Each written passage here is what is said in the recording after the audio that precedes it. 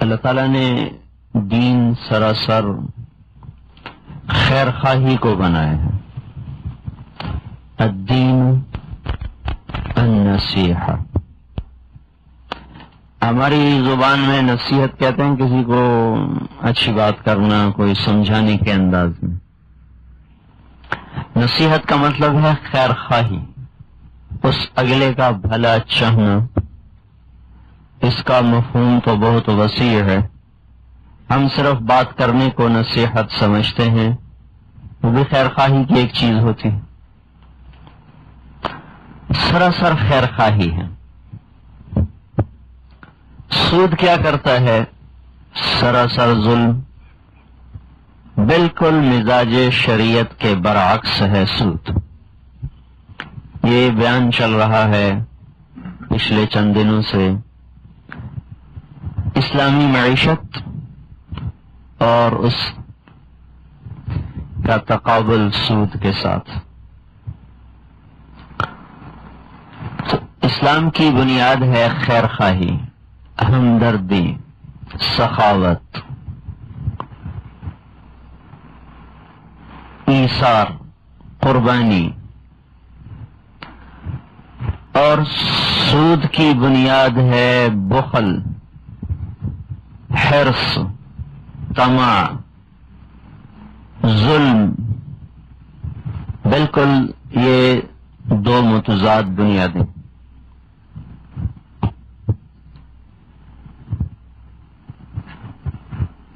انسان کا اللہ تعالیٰ کے ہاں کتنا مقام ہے اور کتنا انسان اللہ کی بارگاہ میں قیمتی ہے. انسانی بھلائی اسی کے لحاظ سے ابھی اچانک ایک حدیث میرے ذہن میں آئی.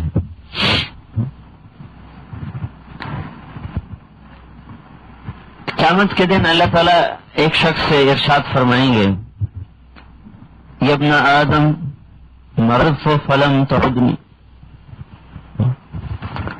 میرے بندے، میں بیمار ہوا تو نے میرا حال ہی نہ پوچھا. یہ آپ تعبیر دیکھیں، جو اپنا تعارف کراتے ہوئے کہے اللہ الصمد، اور اپنا تعارف کرواتے ہوئے کہے الملک القدوس السلام المؤمن المهيمن العزيز الجبار المتكبر هو الله الخالق البارئ المصور. اور کبھی کہے عالم الغیب والشہادة الكبیر المتعال. یہ اللہ ان صفات والا قیامت کے دن ایک آدمی پکڑا جائے گا اور اللہ سے فرما رہے ہیں مرضت فلم تعدنی، میں بیمار ہوا تو نے میرا حال ہی نہ پوچھا. استسقیتک فلم تسقنی، میں پیاسا تھا، میں نے تم سے پانی مانگا، تم نے پانی نہ پلایا. استطعمتک فلم تطعمنی، میں نے تم سے روٹی مانگی، تو نے مجھے کھانا ہی نہ کھلایا. یہ کتنی عجیب بات ہے جو اللہ اپنی طرف منسوخ فرما رہا ہے. وہ کہے گا یا اللہ کیف اعودک وانت رب العالمین، مولا کل جہان کا تو بادشاہ، تو کیسے بیمار ہو سکتا ہے؟ تو تیرا حال کون پوچھے، کیسے پوچھے؟ تو اللہ تعالیٰ فرمائیں گے اما علمت ان عبدی الفلان مرضى، تو یہ پتہ نہیں تھا تیرے ساتھ تو میرا ایک بندہ بیمار تھا، تو نے کبھی جا کر اس سے پوچھا ہی نہ بھائی خیریت تو ہے، کیا حال ہے؟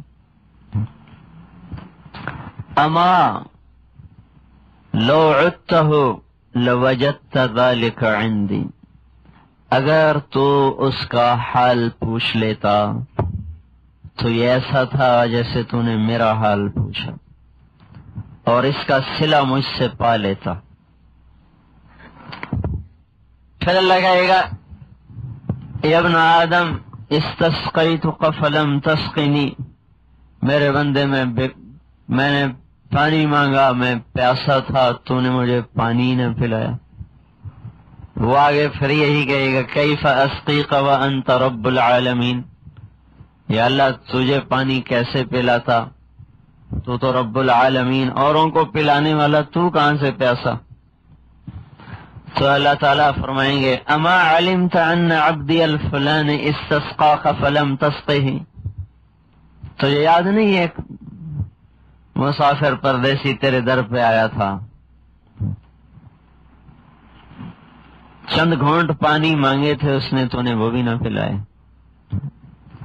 اگر تو اسے پانی پلاتا تو ایسا تھا جیسے مجھے پلا دی، اور اس کا صلہ میرے پاس تو پا لیتا۔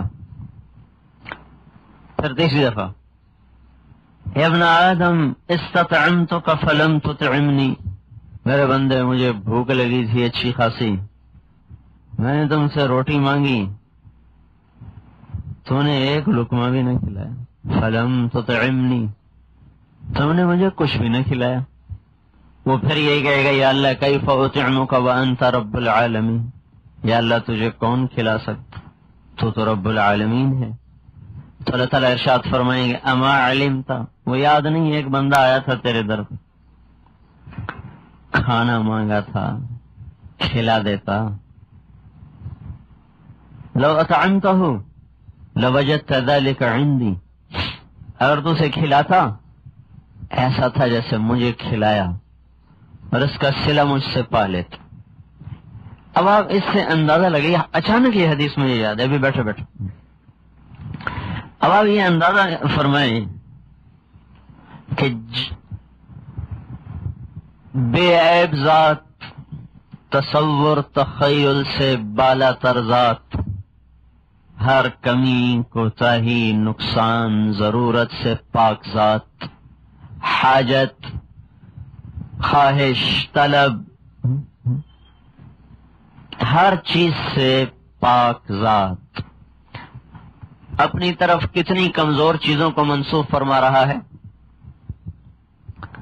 ایک انسان اللہ کے ہاں کتنا محترم ہے۔ اچھا اس میں یہ بھی قید نہیں کہ وہ میرا فلاں نیک بندہ بیمار تھا تو نے اس کا حال نہ پوچھا، کوئی میرا بندہ جو بھی بیمار تھا، مطلب یہ کہ جو ہمارے جاننے والا، تیرے جاننے والوں میں تھا، تیرے پہچاننے والوں میں تھا، تجھے پتا تھا بیمار ہے، یا تو جانتا نہیں ہے تو یہ پتا یہ بیمار ہے۔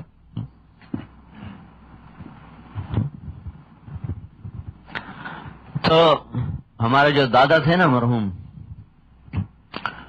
ان کی عادت تھی وہ کہیں جا رہے ہوتے تھے تو راستے میں کوئی دیکھا لوگ بیٹھے ہوئے ہیں، وہ تعزیت کے لیے ہمارے ہاں وہ رواج ہے دریاں بچھاتے ہیں، کوئی پتہ نہیں کون ہے کہاں سے ہیں، وہیں سواری رکوائی اور جا کر بیٹھ کر فاتحہ پڑھا اور چل، ساری زندگی ان کا یہ معمول تھا۔ جب وہ بیمار ہوئے نشتر ہسپتال میں، 56 کی بات، ہم تو بالکل چھوٹ چھوٹ تھے، تو نشتر ہسپتال میں سینکڑوں آدمی باہر بیٹھے ہوتے تھے صرف اس بندے کی عیادت کے لیے، اور وہ ڈاکٹر پوچھتے یہ کسی ریاست کا نواب ہے، کون ہے، یا کوئی بہت بڑا پیر ہے، یا کوئی بہت بڑا یہ گدی نشین ہے، کچھ بھی نہیں، ایک عام زمیندار تھا، 5 جماعتیں پڑھا ہوا، لیکن اس کے اخلاق نے لوگوں کے دلوں کو اس طرح مسخر کیا ہوا تھا، سینکڑوں لوگ، اور وہاں ملتان میں ان سب کا کھانا پھر ہمارے ذمہ ہوتا تھا، تو وہاں جو ہماری رہائش تھی وہاں دیگیں چڑھا اور سینکڑوں آدمیوں کی روٹی پکتی تھی، وہاں پوچھ لینا کسی کا حال جانتا یا نہیں ہے، ہم تو اب جاننے والوں کو بھی نہیں پوچھتے نا۔ تو اللہ تعالیٰ نے یہ نہیں کہا کہ میرا نیک بندہ نمازی بندہ بیمار تھا تو اسے پوچھنے نہ گیا، یہ کہہ رہے ہیں میرا بندہ بیمار تھا، وہ نمازی بھی ہو سکتا ہے، جواری بھی ہو سکتا ہے، سود خور بھی ہو سکتا ہے تو اللہ ہی کا بندہ، کافر بھی ہو سکتا ہے۔ حضور صلی اللہ علیہ وسلم یہودی بچے کا حال پوچھنے گئے، بیمار ہو گیا، آپ نے کہا وہ ایک یہودی بچہ آیا کرتا تھا، کہاں گیا؟ جی وہ بیمار ہے، کہ چلو اس کا حال پوچھیں۔ تو اس کی بیمار پرسی کو گئے، وہی اس کو راس آ گئی، وہ آخری دموں پہ تھا، تو ہم نے کہا بیٹا کلمہ پڑھ لے، تو اس نے اپنے باپ کو دیکھا، کہا اطع ابا القاسم، کا مان لے جو کہہ رہا. ادھر کلمہ پڑا، ادھر جان نکل گئی. تو آپ خوشی کے مارے نا آپ کے پاؤں اٹھ گئے، ایسے پنجوں پہ ہو گئے، ایسے ہو گئے. اللہ تیرا شکر ہے تو نے اسے دوزخ سے بچا لیا، میرے ذریعے سے تو نے اسے دوزخ سے بچا لیا. تو جو دین میرے بھائیو اس قدر ہمدردی کا سبق دیتا ہو کہ اللہ یوں کہہ رہا بندہ بیمار تھا تو نے پوچھا نا، میں بیمار تھا، بیمار بندہ کہہ رہا میں بیمار ہوں تو نے پوچھا ہی نہیں. میں پیاسا تھا تو نے پانی نہ پلایا، میں بھوکا تھا تو نے کھانا نہیں کھلایا. جس دین کی بنیاد اس انتہا درجے کی رحم دلی پر ہو، سخاوت پر ہو، فیاضی پر ہو، وہ کیسے یہ اجازت دے سکتا ہے کہ سودی نظام کو عام کیا جائے اور چلایا جائے، جبکہ سود کی بنیادی سنگ دلی ہے، سختی نہیں، سنگ دلی ہے، ظلم ہے، ستم ہے، انسانیت کا قتل ہے. اور یہ وہ باتیں ہیں جو آج کسی دلیل کی محتاج نہیں ہیں. پوری دنیا کی انسانیت کا سارا پیسہ 1% انسانوں کے پاس ہے. سب ساری دنیا کی معیشت کا سارا پیسہ دنیا کے 1% انسانوں کے پاس.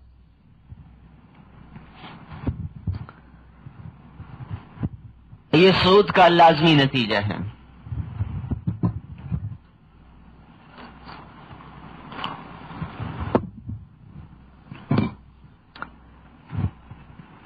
تو چونکہ اس کی بنیاد ہے خود غرضی پر، ہوس پر، لہذا اس سے زیادہ کوئی خوفناک اور اس سے زیادہ کوئی طاقتور تعبیر نہیں ہو سکتی تھی کسی بھی عمل کے خلاف.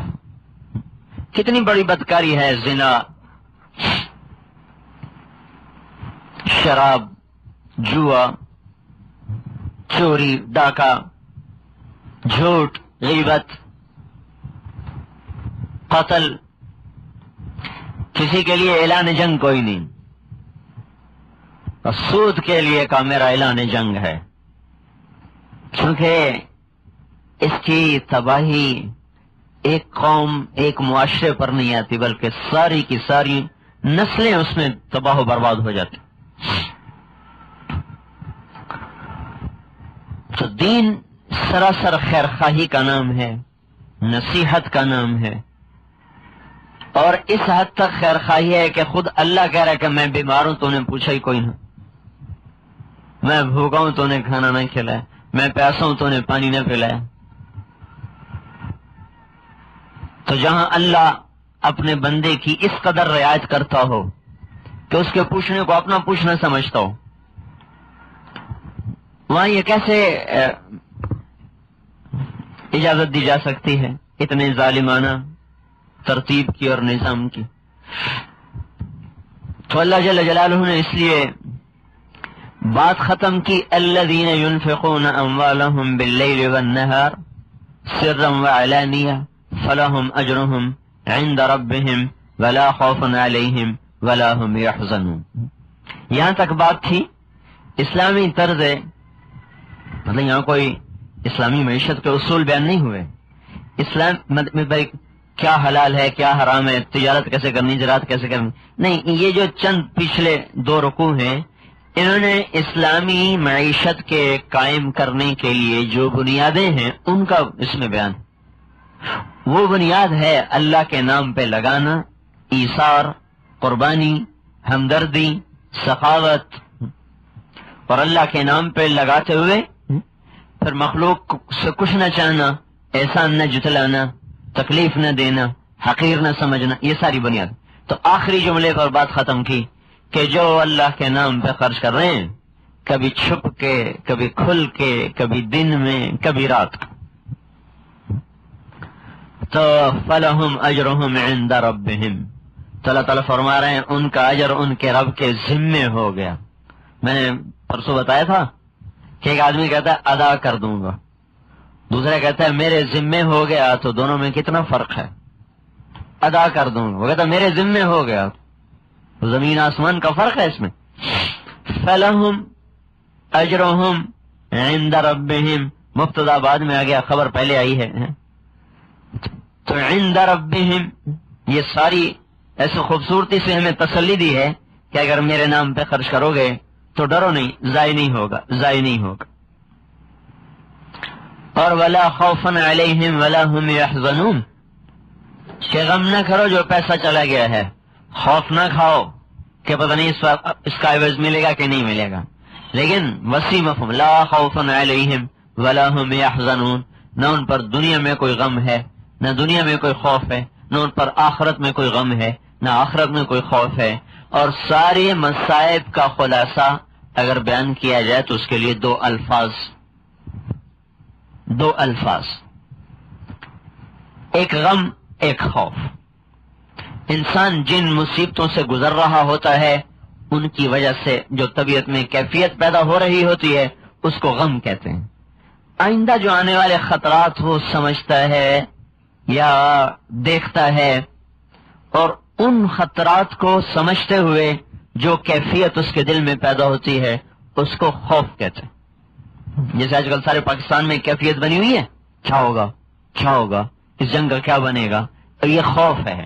خوف جو کچھ وہاں مسلمانوں پہ ہو رہا ہے اور جو قتل عام ہو رہا ہے، اس پر جو اندر میں کیفیت ہمارے بنی ہوئی ہے یہ اس کو غم کہتے ہیں. آئندہ آنے والے حالات سے کیفیت خوف، موجودہ پریشانیوں کی وجہ سے جو اندر میں کیفیت حزن، غم، تو اللہ تعالیٰ دونوں کی نفی فرما رہا ہے. اگر میرے نام پہ لگاؤ گے خوشخبری لے لو، نہ آئندہ کسی چیز کا تمہیں خوف رہے گا، نہ تم پر کوئی اس قسم کا حال آئے گا کہ جس کی وجہ سے تمہیں غم دیکھنا پڑے. پھر سود کے پیچھے اللہ پڑے ہیں، اور سود کھانے والے کو تعبیر کیسے کیا ہے؟ مجنوں سے، دیوانہ سے، بلکہ اس سے بھی اگلے سے جس پر شیطان چڑھ گیا.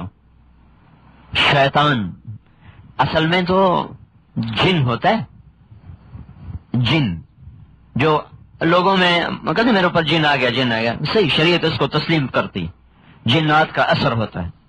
لیکن اللہ نے کہا شیطان سوار ہو گیا، چونکہ شیطان بھی جنات میں سے ہے. بعض نیک جنات بھی آ جاتے ہیں، وہ تنگ نہیں کرتے لیکن آ جاتے ہیں. اور بعض شریر جنات بھی ہوتے ہیں. شریر جو ہوتے ہیں ضروری نہیں کہ اس کا ایمان خراب کرے، ویسے ہی تنگ کرتے ہیں. اللہ تعالیٰ نے جنات میں سے شیطان سے تعبیر کیا. اس سے مراد شیطان نہیں، وہ ابلیس مراد نہیں ہے، شیطان سے مراد یہاں سے جن ہے، لیکن اس کی تعبیر شیطان سے کی ہے. تو دو کام ہو گئے کہ جن کے آنے سے آدمی دیوانہ ہو جاتا ہے اور شیطان کے آنے سے آدمی گمراہ ہو جاتا ہے. سود کھانے والے میں دونوں ہی باتیں ہوتی. تو لفظ شیطان سے دو کام لے لیے اللہ تعالیٰ نے، دو مطلب سمجھائے. دیوانے ہیں جیسے جن چڑھ جائیں، وہ کبھی ناچتے ہیں، کبھی کپڑے اتارتے ہیں، کبھی پھاڑ دیتے ہیں، دیکھا نہیں آپ. اور دوسرا کیا ہے؟ شیطان سوار ہو گیا، گمراہ ہو گئے، ان کی آنکھیں بند ہو گئی، ان کے کان بند ہو.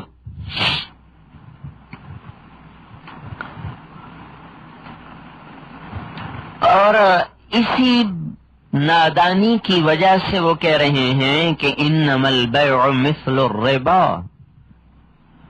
یہ ان کی حالانکہ ان کو کہنا چاہیے تھا انما الربا مثل البیع. بھائی سود بھی تو تجارت کی طرح ہے، سود بھی تو تجارت کی طرح ہے. اصل جملہ یہ بنتا ہے، میں کہتا ہوں سود حرام ہے، تو میں بھائی سود بھی تو تجارت کی طرح ہے. وہ بدماش کیا کہہ رہے ہیں کہ تجارت بھی تو سود کی طرح ہے. حلال کو حرام سے تشبیہ دے. دیکھو یعنی بات یہ ہو رہی کہ سود حرام ہے، تو لہذا اسی کے جواب میں کہنے والا کہتا ہے جی سود بھی تجارت ہی کی طرح ہے. کپڑے پہ نفع لے لیا اور پیسے پہ نفع لے لیا، ایک ہی بات ہے. لیکن یہ کیا کہہ رہے ہیں؟ انما البیع مثل الربا. یہ اس حد تک آگے پہنچ رہے ہیں کہ یہ کہہ رہے ہیں کہ تجارت بھی تو سود ہی ہے، سود ہی کی طرح ہے. یہ اتنے دیوانے ہو گئے کہ اللہ کی حلال کو حرام سے تشبیہ دیتے. اس لیے اللہ نے ضرب لگایا وَأَحَلَّ اللَّهُ الْبَيْعَ وَحَرَّمَ الرِّبَا، اور اللہ تعالیٰ ہے جس نے تجارت کو حلال قرار دیا اور سود کو حرام قرار دیا. یہ الفاظ میں بڑی شدت ہے، بڑی سختی ہے. اب سود ہے کیا، یہ تھوڑا سا سمجھنے کی بات اس لیے ہے کہ ہمارے ہاں جو سود کا عام نظام چل رہا ہے صرف اسی کا نام سود نہیں ہے. ہمارے ہاں یہ جو سود کی تعریف کہ کل قرض جر منفعتا فهو الربا، ہر وہ قرض جس پہ نفع لیا جائے وہ سود ہے. مال پر نفع لینا سود نہیں، یہ بات، مال پہ نفع لینا سود نہیں، چاہے ادھار کی شکل میں ہو چاہے نقد کی شکل میں. آپ کے کاروبار میں آج کل سارے بازاروں میں ایک رواج چلا ہوا ہے کہ وہ ادھار کے پیسے اور ہوتے ہیں اور نقد کے پیسے اور ہوتے ہیں، نا بھائی؟ میں نے آپ لوگوں سے ہی سنا ہے جو ایسے ہوتا ہے. یہ سود نہیں ہے، بعض اس کو اپنی نادانی کی وجہ سے اسے بھی سود سمجھتے ہیں. بے برکت ضرور ہے، سود نہیں. چونکہ جو اس نے پیسے بڑھائے ہیں وہ چیز کے بدلے میں بڑھائے ہیں. بھائی یہ گھڑی ہے، ابھی 100 روپے کی ہے، 3 دن بعد پیسے دیں تو 110 روپے کی ہے. تو چونکہ 10 روپے کی زیادتی گھڑی کے بدلے میں ہے، یہ 10 روپے کی زیادتی پیسے کے بدلے میں نہیں، گھڑی کے بدلے میں ہے، لہذا یہ سود نہیں ہوگا. بے برکت ہے، بے برکت ہے. آپ دیکھتے نہیں بازاروں سے کیسے برکت اٹھ گئی ہے، لیکن اس کو سود نہیں کہیں گے. سود کیا ہے جو ہمارے ماحول میں چل رہا ہے؟ یہ لوگ بھی کرتے ہیں، بینک بھی کر رہے ہیں. بینکوں کا تجارتی سود ہے.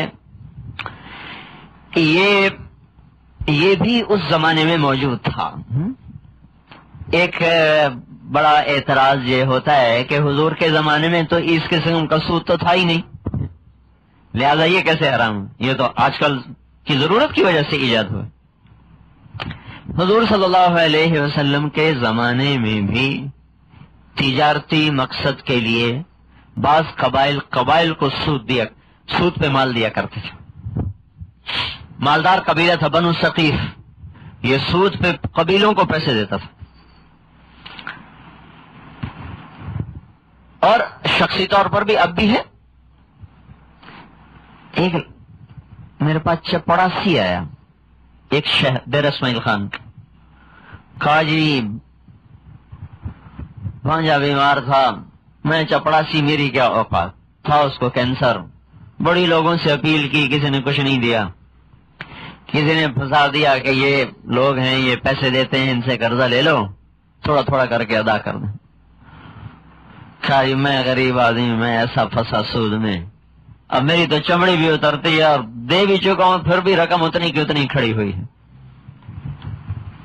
میری جان چھوڑا. تو یہ انفرادی طور پر بھی لوگ یہ ظلم اٹھا رہے ہیں، اور بینک بھی اجتماعی طور پر یہ نظام چلا رہے ہیں.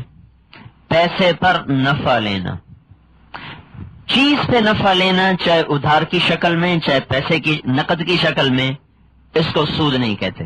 ہاں چیز کے 2 ریٹ کر دینا، اس کی وجہ سے بے برکتی ضرور ہے، کراہت بھی ضرور ہے، کراہت بھی ہے، لیکن حرام نہیں ہے. اور ربا اور سود میں فرق ہے. سود چونکہ ہمارے پاس اور کوئی لفظ کوئی نہیں، اس لیے ہم ربا کا مطلب سود میں کرتے ہیں. لیکن حضور صلی اللہ تعالی علیہ وسلم نے اس کو اور وسیع مفہوم میں ارشاد فرمایا: الذهب بالذهب والفضة بالفضة والبر بالبر والشعير بالشعير والتمر بالتمر والملح بالملح مثلا بمثل يدا بيد فمن زاد واستزاد فقد أربى الآخذ والمعطي فيه سواء. آپ نے ارشاد فرمایا سونا سونے کے بدلے میں، چاندی چاندی کے بدلے میں، گندم گندم کے بدلے میں، جو کے بدلے میں، کھجور کھجور کے بدلے میں، نمک نمک کے بدلے میں، یہ برابر سرابر ہوں گے اور نقد ہوں گے، ادھار نہیں ہوں گے۔ اس میں ادھار بھی سود ہوگا۔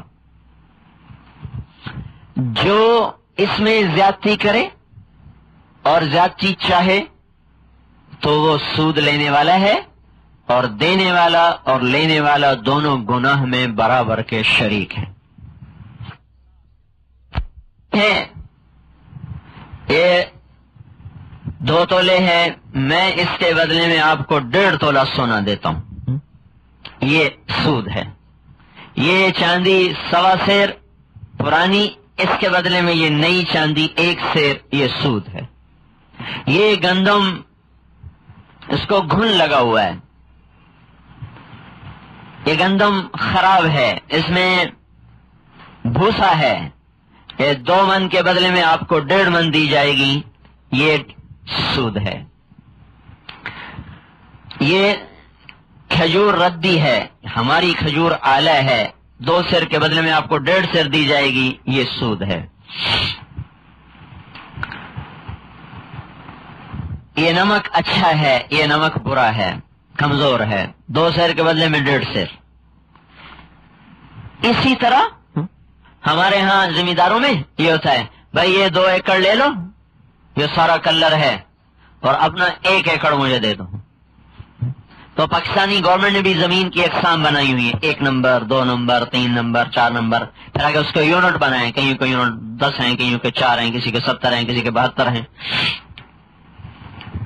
تو وہ کیا کرتے ہیں، تبادلہ کرتے ہیں، بھائی یہ میرے 4 ایکڑ آپ لے لیں، اپنا 1 ایکڑ مجھے دے دیں۔ وہ 4 ایکڑ سارا کلر ہے، یہ 1 ایکڑ صاف ستھرا ہے۔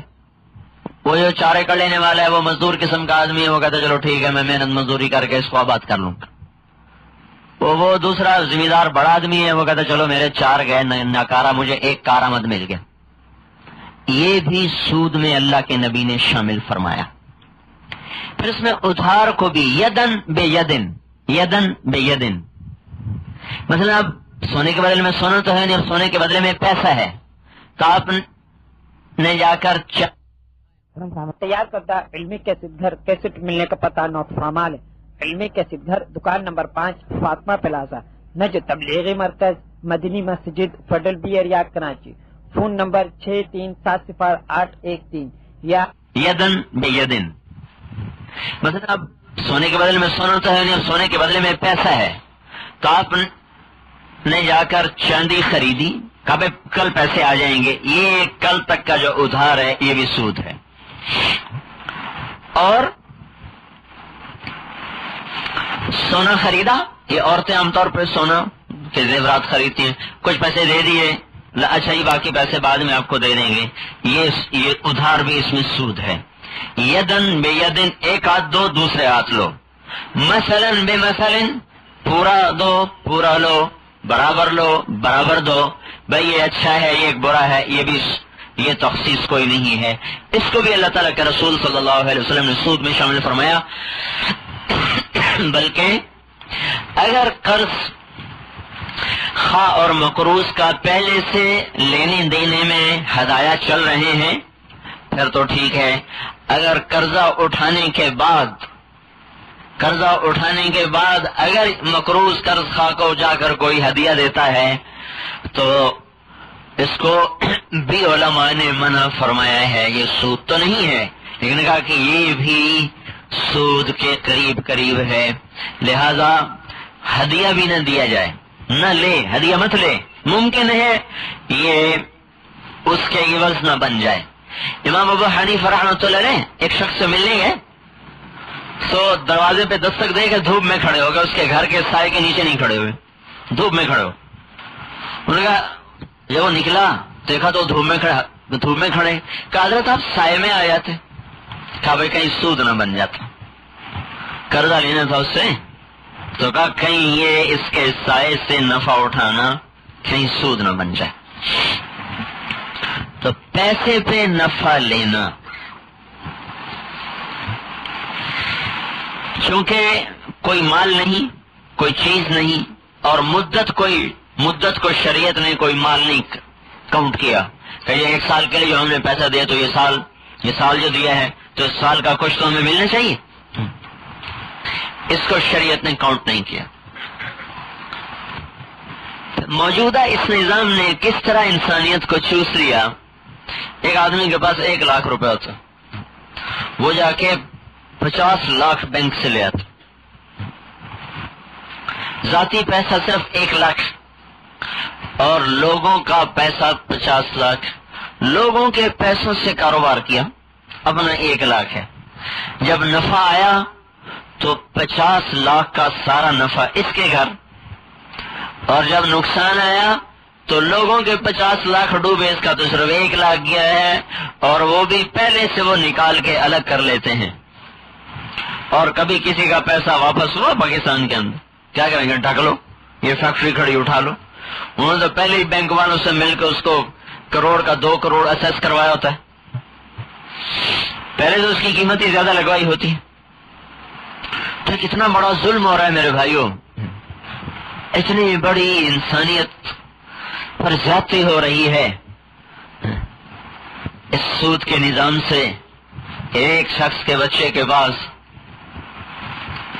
1 روٹی چھوڑ 1 نوالا کوئی نہیں ہے، اور ایک کے بچے امریکہ سیر کرنے جا رہے ہیں، چھٹیوں میں بچے کہاں جا رہے ہیں، سب امریکہ جا رہے ہیں سیر کرنے کے، میاں بیوی بیگم بچے سب جا رہے ہیں امریکہ کی سیر کو جا رہے ہیں، اور اسی وقت میں ان کے پڑوس میں ایک ایسا بچہ ہے جو 1 روٹی کے لیے نہیں 1 نوالے کے لیے ترس رہا ہے۔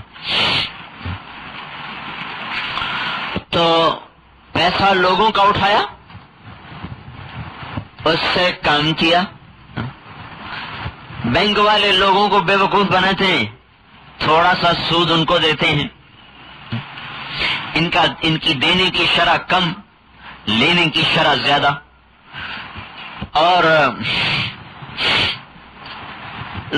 لوگوں نے ہماری پینشن اب کیا کہ ہمیں کاروبار نہیں آتا اور کاروبار میں بڑی بددیان تھی، لہذا ہم نے بینک میں رکھ دیا، چلو ہمیں ہر مہینے مل جاتا ہے، گزارا چلتا ہے۔ اگر تو اللہ کے رب ہونے کا یقین نہیں، اگر تو اللہ کے سوا کوئی اور رب ہے پھر تو یہ نظام ٹھیک ہے، اور اگر رب اللہ ہی ہے تو پھر یہ دعویٰ بھی باطل ہے، یہ خیال بھی باطل ہے، اور یہ طریقہ بھی باطل ہے۔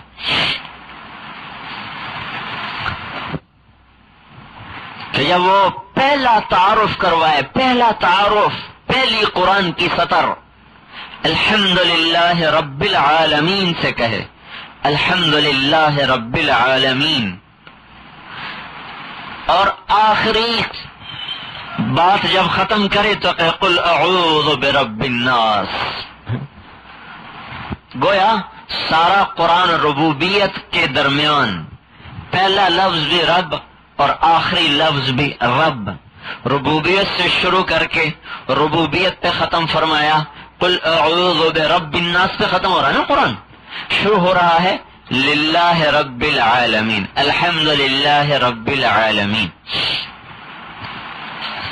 پھر روزانہ ہمیں کہتا پڑھو سورۃ فاتحہ، نماز میں پڑھو الحمد للہ رب العالمین، پھر رکوع میں جاؤ اب کہو سبحان ربی سبحان ربی سبحان ربی، کہو میرا رب میرا رب میرا رب، عظمت والا پاک، عظمت والا پاک، عظمت والا پاک۔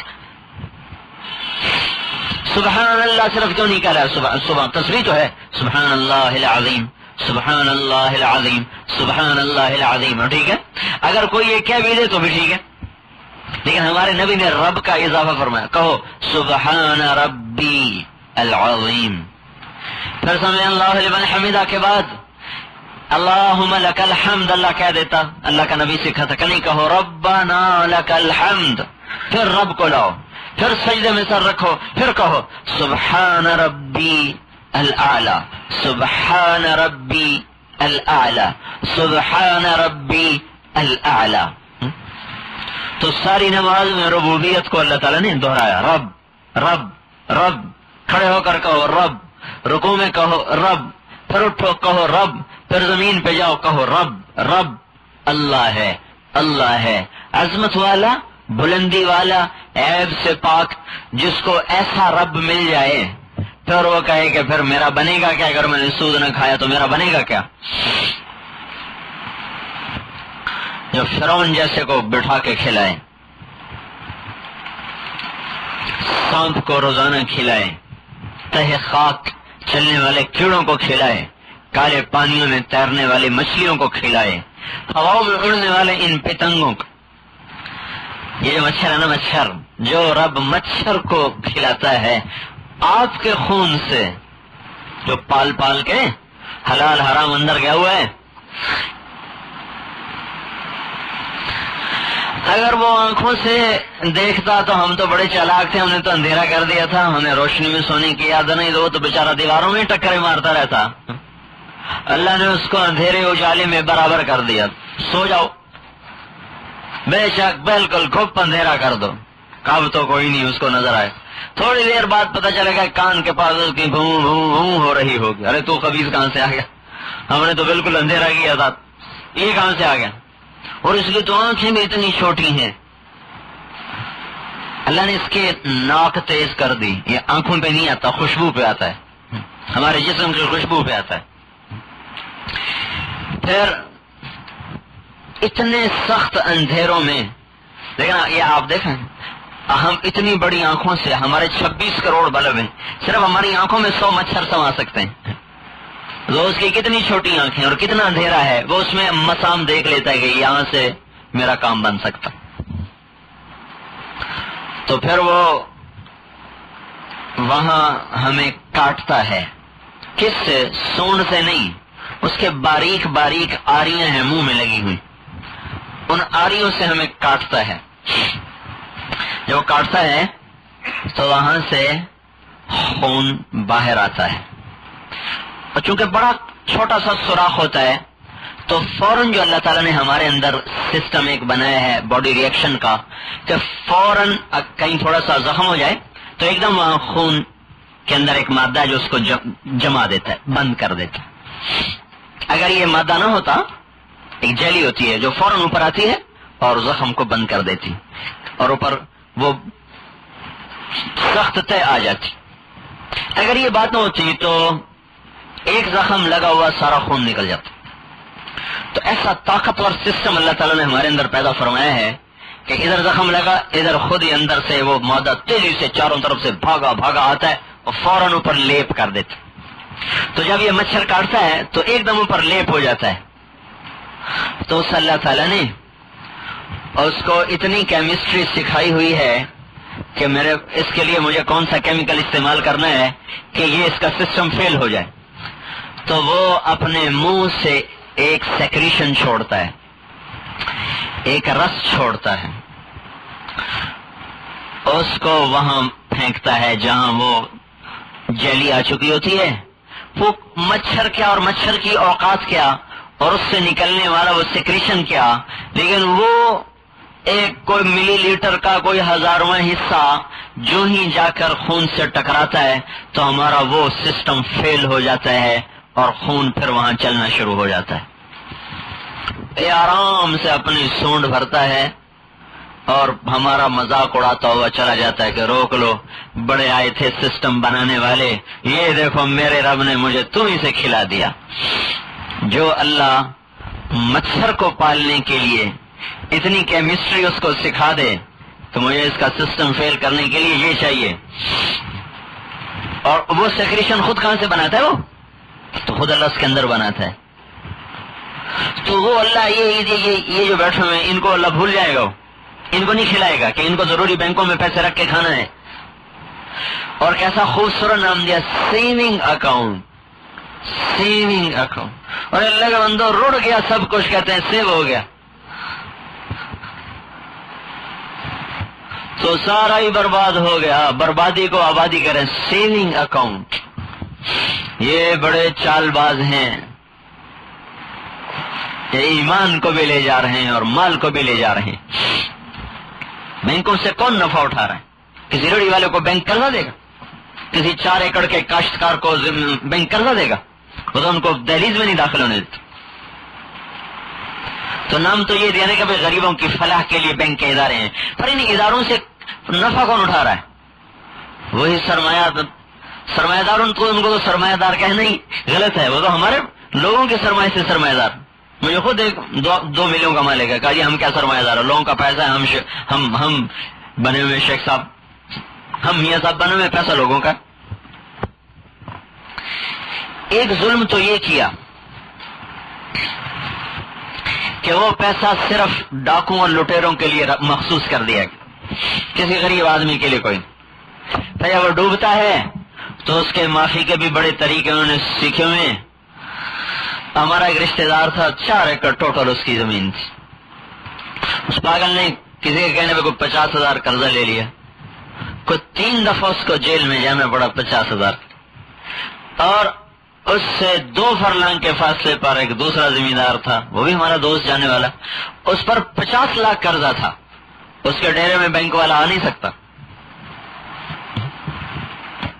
50,000 کے لیے وہ بیچارہ غریب 3 دفعہ جیل کی ہوا کھا گیا.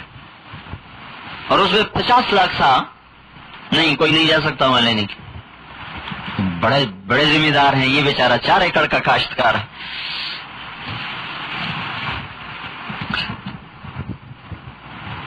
تو کھوکھے والے کو بینک قرضہ دے گا.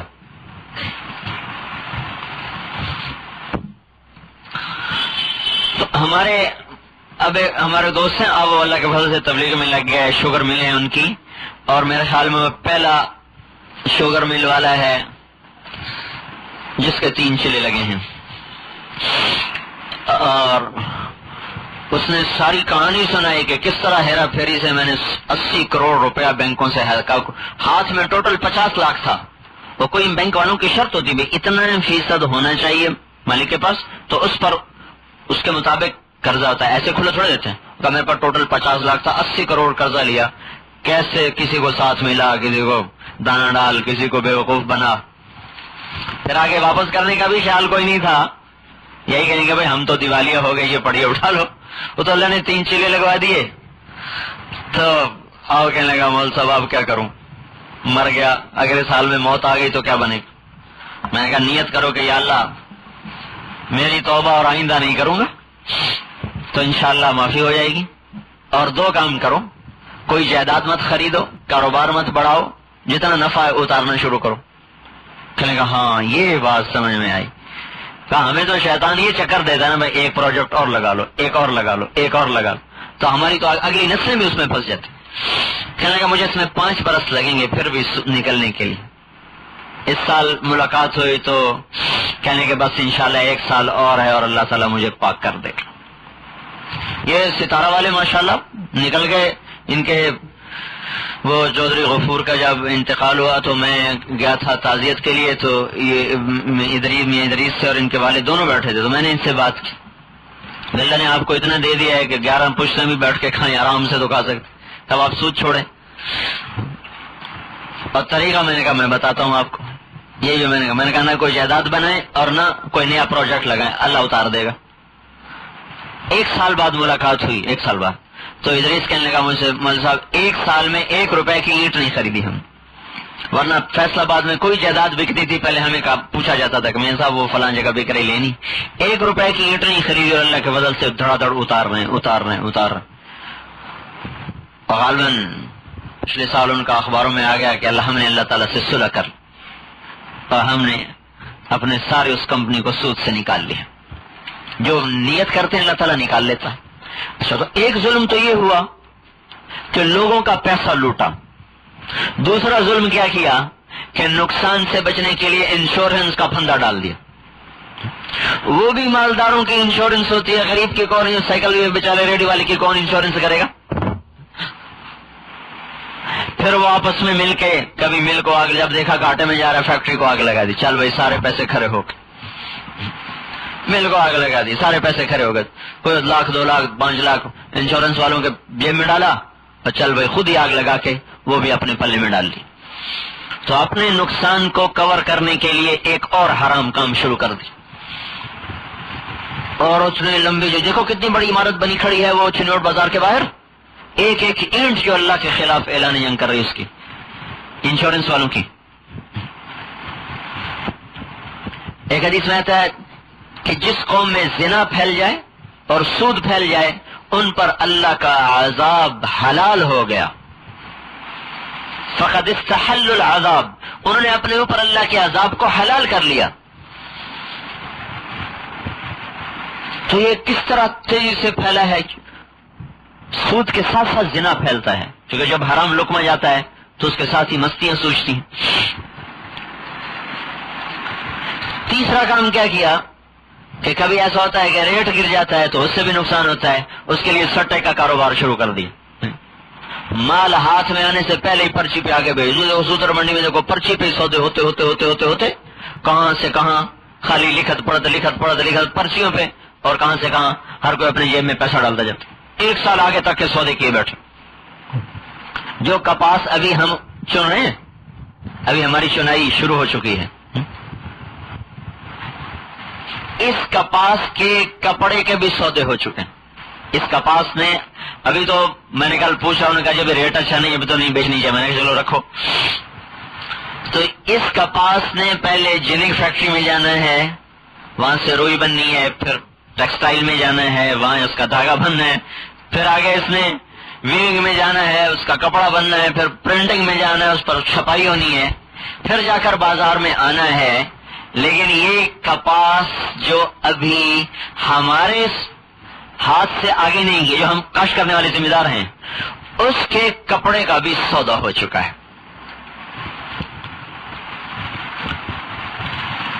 یہ سٹا چیز ہاتھ میں نہیں اور آگے سودا آگے سودا آگے سودا آگے سودا. تو اس طرح بھائیو حرام کو اندر میں اتار کے رکھ دیا ہے. اب چونکہ شریعت ایک عادلانہ نظام دیتی ہے جس میں سب کے گھر میں نفع آتا ہے، اگر ایک آدمی اتنا بڑا یونٹ لگا لیتا ہے، اگر اسی یونٹ کو لگانے والے 100 آدمی ہوں تو 100 گھروں کا کاروبار چل گیا. پھر جب چند ہاتھوں میں پیسہ آتا ہے تو وہ عام لوگوں کو کاروبار میں چلنے نہیں دیتے، چند دنوں میں ان کو اڑا کے رکھ دیتے. پھر منڈی پہ ان کا ہولڈ ہوتا ہے، منمانی کرتے ہیں، منمانی کے ریٹ لگاتے ہیں، جب چاہا روک لیا اور لوگوں کو تڑپا کے رکھ دیا. اور جب کسی اور نے کام شروع کیا تو ایک دم سودا پھینک دیا اور ریٹ نیچے چلے گئے، اس کا بٹا بٹھا دیا. یہ سارا اسی سود کی لعنتوں میں سے ہے. ایک کاروبار حرام کیے اور لوگوں کے پیسوں سے یہاں تک پہنچے، پھر اس کی حفاظت کے لیے انشورنس کو لائے، پھر اس کی حفاظت کے لیے سٹے کو لائے کہ ہمارے سر سے بلا اترے اور آگے جائے. یہ کیوں کرتے ہو؟ کہ یہ ہمارے سر سے ٹل جائے، نقصان ہو تو اگلے کو، ہمارا تو نہ ہو. کیوں؟ اس لیے اللہ جل جلالہ کو یہ سود بڑا ناپسند ہے اور اس کے لیے اعلان جنگ کا لفظ استعمال ہوا ہے کہ یا تو میرے بندوں کو تنگ کرنا چھوڑ دو یا پھر مجھ سے لڑنے کے لیے تیار ہو جاؤ. جس رحم، کرم، سخاوت، خود بھوکے رہ کے اوروں کو کھلانا جو دین ہمیں سبق دیتا ہو، وہ یہ کیسے بھائیو گنجائش دے کہ اگلے کے منہ سے بھی نوالا چھین لیا جائے اور اس کی زندگی کو اجیرن اور حرام کر دیا جائے.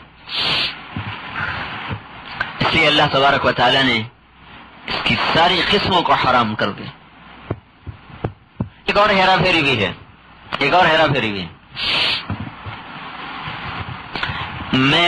میرے پاس ایک شخص آتا کہ جناب مجھے 100 روپے قرضہ چاہیے، میری نیت خراب ہے، میں سود لینا چاہتا ہوں، سود کے نام سے بھی بچنا چاہتا ہوں. میں کہتا ہوں یار میرے پاس پیسے تو کوئی نہیں ہے، یہ گھڑی لے لو، یہ گھڑی ہے 100 روپے کی. اس نے مانگا بھی 100 روپے. یہ گھڑی ہے 100 روپے، تم جا کے بازار میں بیچ دو، اس کے پیسے لے لینا اور اپنا کام چلا لینا، میرے پاس اس وقت نقد کوئی نہیں. کہتا چلو ٹھیک ہے جی گھڑی دے. پھر وہ کہتا یار تو کیا بازار میں جائے گا،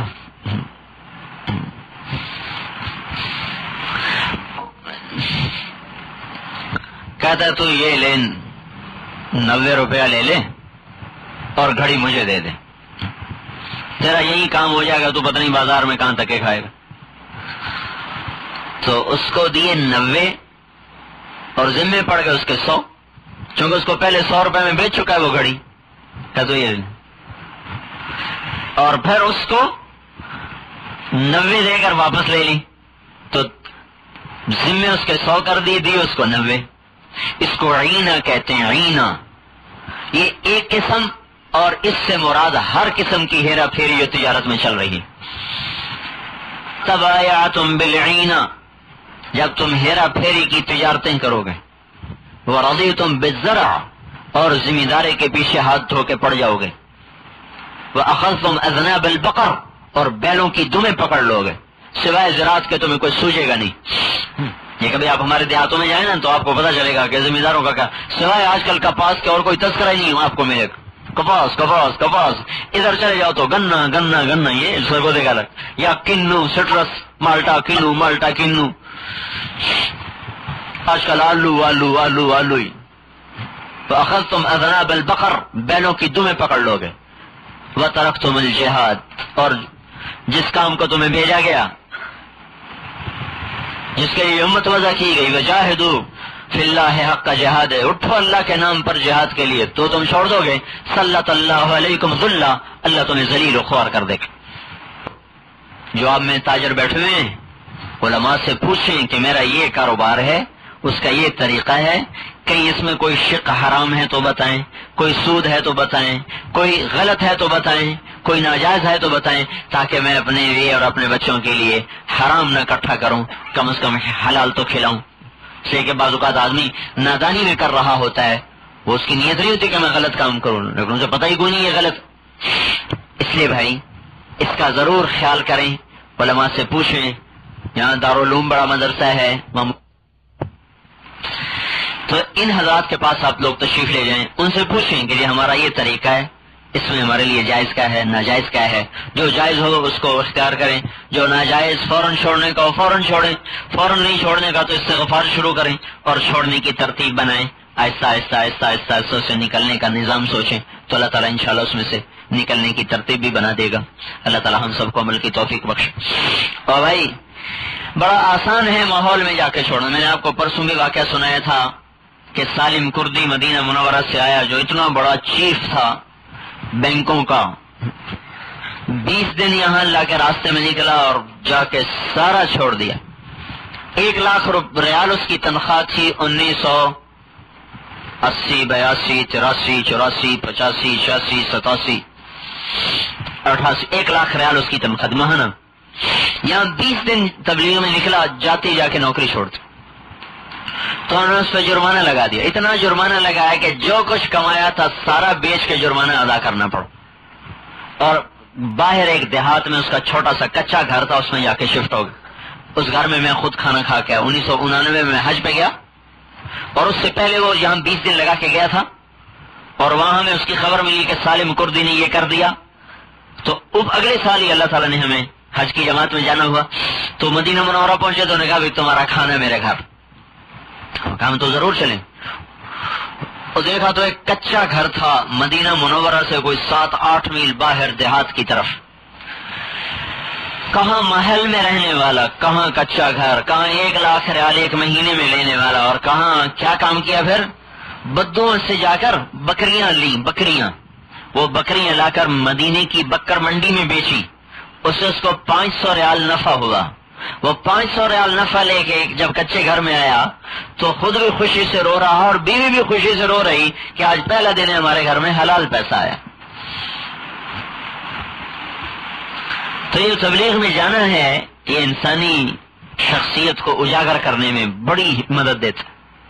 اس لیے بھائیو، اگر اپنی زندگی کو جلدی بدلنا ہے تو تبلیغ میں نکلو، 4 مہینے کے لیے، چلے کے لیے۔ اور ابھی انشاءاللہ 1 نومبر سے اجتماع ہو رہا ہے، کم از کم اجتماع میں تو یہ سارا مجمع پہنچے، وہاں سے کچھ وقت اللہ لگانے کی توفیق دے دے تو بڑی بات ہے، اور نہیں تو کم از کم 3 دن تو یہ سارا مجمع تشریف لے جائے، ٹھیک ہے نہیں؟ اللهم صل على سيدنا ومولانا محمد وعلى آل سيدنا ومولانا محمد وبارك وسلم. اللهم ربنا آتنا في الدنيا حسنة وفي الآخرة حسنة وقنا عذاب النار. اللهم وفقنا لما تحب وترضى. اللهم انصر الإسلام والمسلمين. اللهم أذل الشرك والمشركين. اللهم انصر الإسلام وأنصاره واخذل الشرك وأشراره. اللهم انصر الإسلام والمسلمين في كل مكان. اللهم عليك بصناديد الباطل. اللهم عليك بأئمة الباطل. اللهم عليك بهم وبجيوشهم. اللهم عليك بهم وبجيوشهم. اللهم اجعلهم نكال الآخرة والأولى. اللهم اجعلهم نكال الآخرة والأولى يا رب العالمين. وصلى الله تعالى على النبي الكريم.